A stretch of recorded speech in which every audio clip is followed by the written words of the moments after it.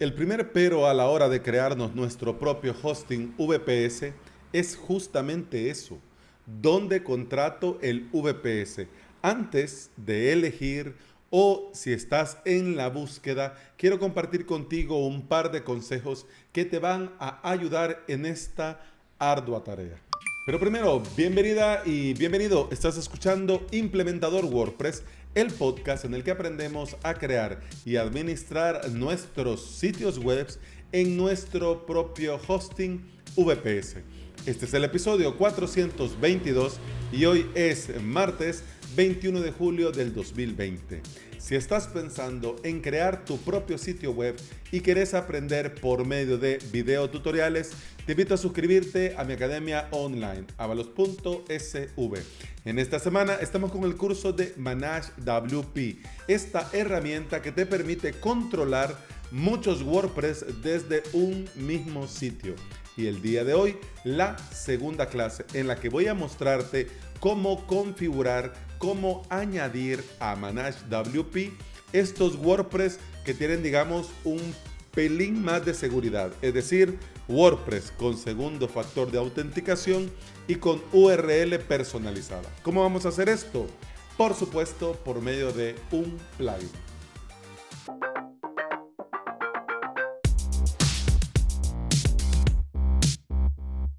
Antes de entrar en materia, quiero que dejemos claro que el hosting y el VPS son dos cosas diferentes. ¿Cómo? Sí, ya lo vas a ver más adelante por qué te lo digo. Entremos en materia. El hosting compartido no es que sea lo peor que ha parido el mundo. El hosting compartido está muy bien para comenzar, pero vos tenés que estar consciente que lo que tenés, por lo que pagás, es lo que está bien, ¿no? Y aquí es donde muchas empresas abusan de sus clientes. Otra cosa es el rendimiento que vas a tener. Si es un compartido, lo ideal sería que te dejen claro lo que tenés y hasta dónde podés llegar, porque normalmente vos te enterás de esto hasta que te quieren cobrar de más, hasta que te dicen, mire, ahora usted tiene que pasar al siguiente plan porque ahora usted está consumiendo más recursos, usted tiene mucho espacio en disco, etcétera, etcétera. Cuando a vos te ofrecieron el servicio, estas empresas de hosting compartido les gusta decir todo ilimitado, espacio ilimitado, webs ilimitadas, tráfico ilimitado. Pero luego te dicen que no. Aquí usted tiene cierto límite. Acuérdese de este asterisco y de la letra chiquita. Y aquí es donde ya no te tiene a cuenta y ya en tu mente ya no te salen los números, porque una cosa es que cuando te decían todo ilimitado, vos te daba la sensación, tenías en tu mente la idea que lo ibas a poder hacer todo ahí, pero eso no es así. Entonces ahí te das cuenta que estás pagando mucho por algo, digamos, que no es lo que te habían ofrecido. Es decir, que pagas por algo de X calidad y ahora sí, ya la cosa se ve rara, ¿no? Ya decimos seguro. Pero bueno, otra cosa, cuando vos has hecho todo bien, toda tu tarea, has implementado correctamente, has optimizado correctamente, has utilizado los plugins justos y necesarios y te das cuenta, testeando, probando, dándole una vuelta más de tuerca, te das cuenta que la web sigue cargando mal, sigue cargando lento, ahí vos, sin lugar a dudas, no le des más vueltas. El hosting es malo y como es malo, te va a ir mal. Hey, pero si ahora en la mañana lo probé y cargaba muy bien, ese es otro detalle. Dependiendo de cuántos vecinos tengas, entonces también dependiendo de esto, te va a ir mejor o te va a ir peor dependiendo del tráfico y del consumo de tus vecinos dentro de un hosting compartido. Estos límites de rendimiento y límites y cambios en las opciones, te lo voy a decir porque en un principio no se pusieron por maldad. La idea era facilitar la experiencia del usuario y facilitarle la tarea de crear sitios web. Pero con el paso del tiempo, las empresas han ido abusando de esto. Han hecho de los límites la forma de estafar económicamente a sus clientes, cobrando muchísimo por algo de muy baja calidad o cobrando por cosas que ahora en el estándar dentro de la industria o son extremadamente económicas o no tienen un valor. Por ejemplo, los certificados de seguridad Let's Encrypt son gratuitos, pero hay empresas como GoDaddy que te cobra $79 al año si querés certificados Let's Encrypt SSL. Estafa. Vamos a ver, por ejemplo, para que tengas una idea, vamos a ponerlo de modo más gráfico. Hace tiempo yo comencé a comprar cosas de China, Banggood, AliExpress, había otra que no recuerdo cómo se llama, pero hombre, teléfonos chinos, tablets chinas, eso sí, todo viene de China, lo tenemos claro. Por muy iPhone que sea, ¿dónde se hace? En China. Por muy Samsung que sea, ¿dónde se hace? En China. Pero dentro de todo el chinerío hay cosas, digamos, de una mejor calidad y otras de una calidad un poco dudosa. Pongamos, por ejemplo, vos te compras una tablet Miwichi, ¿ya? No voy a repetir la marca que me la acabo de inventar. Ya sabes que como es esa marca, te va a funcionar regular.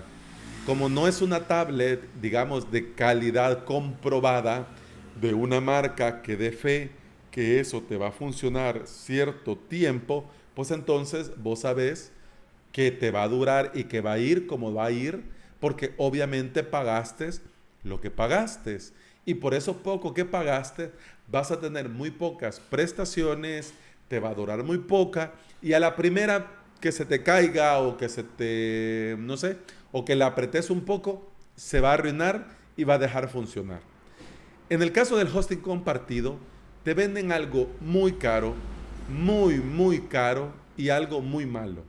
Y aquí es donde ya el tema ya no va.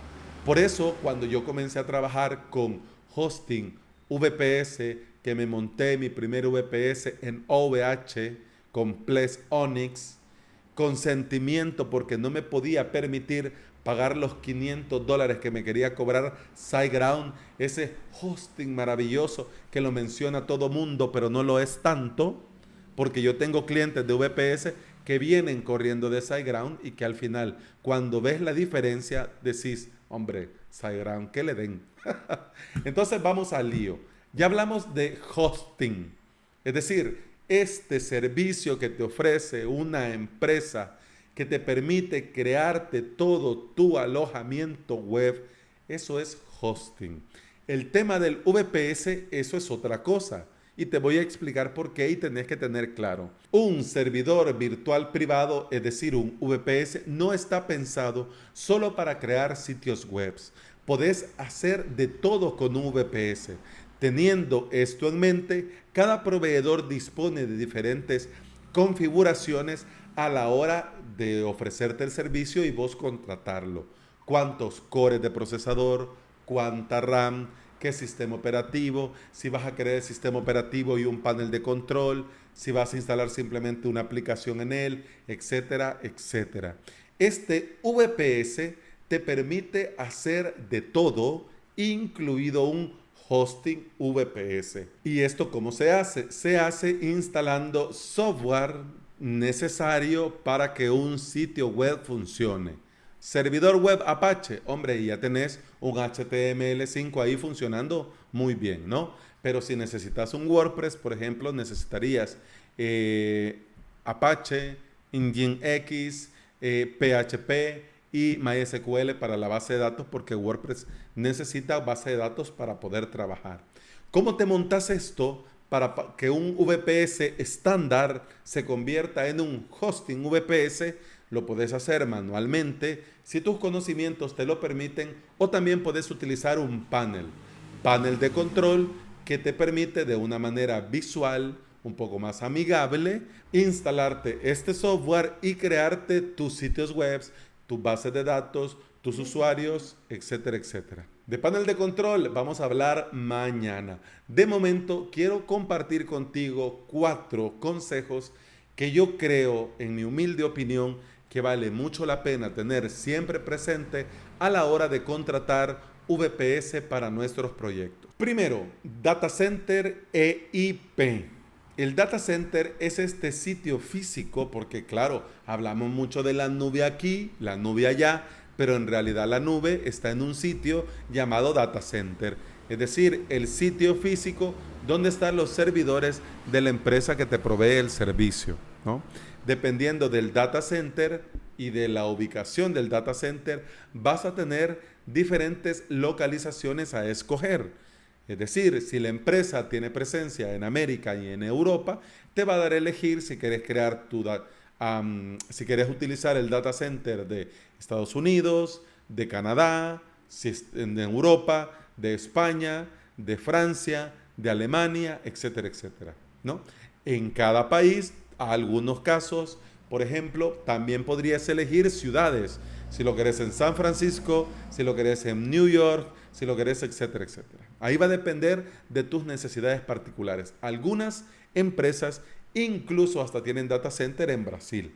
Pero eso, como te digo, depende de cada caso. Lo importante del data center es que por muy, ojo, que por muy CDN, que por muy Cloudflare, en algunos casos es necesario tener, digamos, cierta proximidad con tu público objetivo o con la empresa, el país de residencia o el país donde opera la empresa. ¿Esto de qué depende? Va a depender de cada proyecto, va a depender de cada caso, pero es importante que lo tengas presente para que no te tome por sorpresa que apostás por una empresa, has visto los precios, en base a ese precio has hecho presupuesto y luego te das cuenta que solo tiene data center en Alemania, en Holanda. Entonces ahí sería un problema. ¿Por qué? Porque no todas las empresas te permiten utilizar una IP diferente al centro donde tienen sus data centers.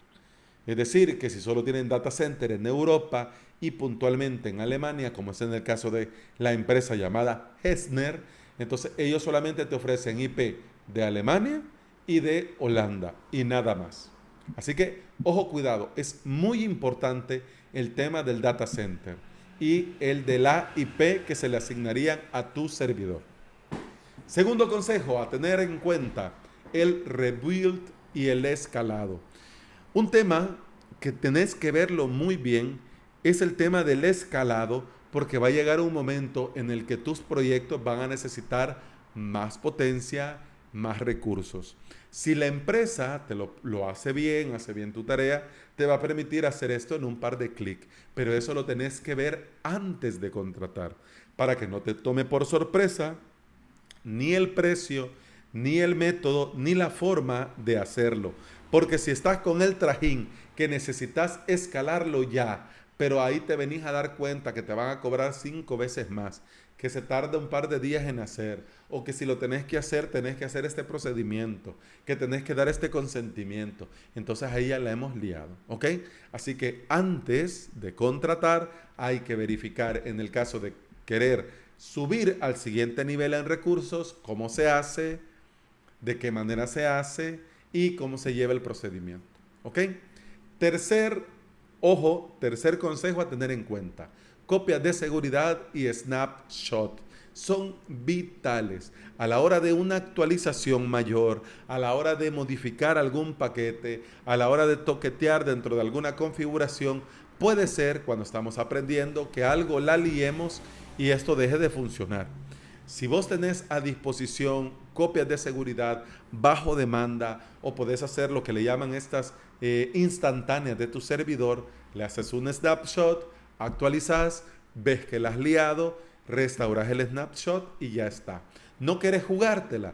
Lo mejor es del servidor VPS en producción, haces un snapshot, es decir, una instantánea, y esta instantánea, este snapshot, lo desplegas como un VPS nuevo, independiente, actualizas sobre él, modificas sobre él y si todo va bien, entonces actualizas el de producción. Tiene esas dos ventajas, ya sea para rescatarte del error o para poder crearte un clon del VPS completo y testear en un ambiente, digamos, un poco más controlado. Cuarto y último consejo, sistema operativo disponible. No todos los proveedores de VPS tienen, por ejemplo, la opción VPS más sistema operativo más Plesk. O no todos tienen Linux, Linux Debian más cPanel, para que te hagas una idea. No todos lo tienen Y también está bien que sea así, porque no a todos los que trabajamos con VPS nos interesa que lo tengan. En algunos casos ya dejas el clásico Ples, el clásico cPanel y ya te vas por otro tipo de opciones, ¿no? Entonces es importante, si en tu caso vas a optar por algún panel preinstalado en el VPS y querés aprovechar mejor precio de licencia, porque por ejemplo ese panel te cuesta $15. Si vos le decís a ese panel, hey, véndeme una licencia, y a diferencia te cuesta 7 euros si se lo contratas junto con el VPS a OVH. ¿Me entendés? Entonces, eso también es importante de ver antes de contratar y antes de dar presupuesto. Si vos le vas a crear a tu cliente y le vas a dar hosting y le vas a cobrar por él, está bien que des un precio que vos sabés que está bien, que se paga lo que se tiene que pagar y que te queda muy bien, a que vos des un precio y que luego sea lo comido por lo servido. Y hablando de precio, si te fijas en estos tips, consejos que te estoy dando, no te estoy hablando del precio. ¿Y por qué no lo hago? Porque el precio no debería de ser un factor a la hora de contratar. No te recomiendo que te vayas a lo más barato. Y no es porque sea malo, sino porque posiblemente te falte algo que luego eches en falta por un par de euros, dólares al mes. Para hablar de empresas, hay muchísimas empresas con las que podés contratar. Yo te voy a recomendar 2, 4, 6, 7, que son con las que yo he trabajado, con las que yo he probado, por ejemplo, con las que al día de hoy tengo VPS en producción y que por lo menos para mí, calidad-precio, está muy bien. Yo he trabajado con DigitalOcean, OVH, Linode, Blur, Scaleway, Hessner y Clouding.io. También con Amazon Lightsail, pero no te recomiendo por el tema de los precios y los costos. Es un poco complicado. Así que con los que ya te he dicho, podrías comenzar y estarían muy bien para comenzar a crearte tu propio hosting VPS y cuando ya tengas un poco más de práctica, crearle a tus clientes sus propios hosting VPS administrados por vos y por el panel de control que te voy a recomendar el día de mañana. El proveedor de VPS va a ser tu aliado, pero ojo, cuidado, que esto no es un contrato de por vida. Podés comenzar con muy poco, luego ir subiendo conforme tus requerimientos los necesite, y si por cualquier motivo, por el motivo que sea, te toca cambiar de proveedor, te vas a otro proveedor y no pasa nada. Yo pasé de tenerlo todo en DigitalOcean a tener repartido en diferentes proveedores dependiendo del cliente y de la facturación de cada país, para que te hagas una idea. Muchos sufren por este tema del VPS, porque se les olvida que es un contrato por hora o por mes, y una vez finalizado ese tiempo, lo cancelas, el VPS se borra y podés cambiarte de empresa sin ningún problema. Lo ideal siempre es que tengas copias de tus webs y que tengas claro los VPS para producción y los VPS para probar, testear, etcétera, etcétera. Yo te recomiendo siempre tener copias y más, si vas a tener que migrar de una empresa a otra, tener copias y verificar que éstas funcionen. Y no había visto el tiempo, por Dios bendito. Eso ha sido todo por este episodio. Muchas gracias por estar aquí, muchas gracias por escuchar. Te recuerdo que podés escuchar más de este podcast en todas las aplicaciones de podcasting, Apple Podcast, Google Podcast, iVoox, Spotify, etcétera, etcétera. Mañana continuamos. De momento eso ha sido todo por hoy. Muchas gracias por escuchar. Hasta mañana. Salud. Pum pam pum pam pam pum pam pam pum pam pum.